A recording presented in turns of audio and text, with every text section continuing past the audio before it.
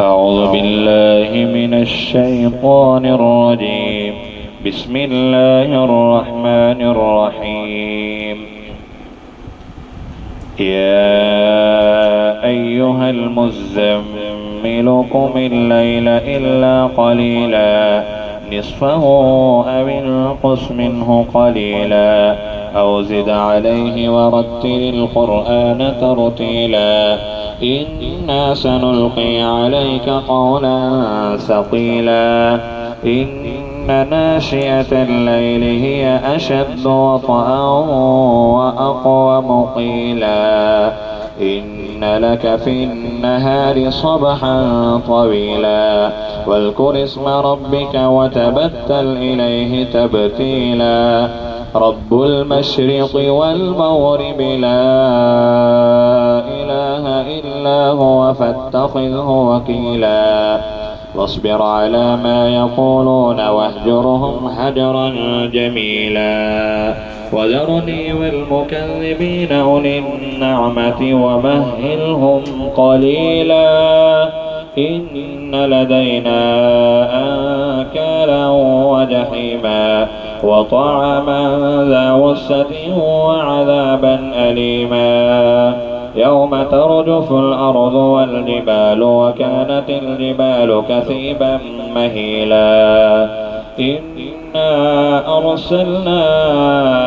إليكم رسولا شاهدا عليكم كما أرسلنا إلى فرعون رسولا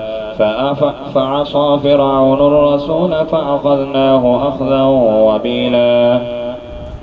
فكيف تتقون إن كفرتم يوما يجعل الولدان شيبا السماء منفطر به كان وعده مفعولا إن هذه تذكرة فمن شاء اتخذ إلى ربه سبيلا إن ربك يعلم أنك تقوم أدنى من ثلثي الليل ونصفه وثلثه وطائفة من الذين معك والله يقدر الليل والنهار علم أن لن تحصوه فتاب عليكم فقرأوا ما تيسر من القرآن علم أن سيكون منكم مرضى وآخرون يضربون في الأرض يبتغون من فضل الله وآخرون يقاتلون في سبيل الله فقرأوا ما تيسر منه وأقيموا الصلاة وآتوا الزكاة وأقرضوا الله قرضا حسنا وما تقدموا لأنفسكم من خير تجدوه عند الله هو خيرا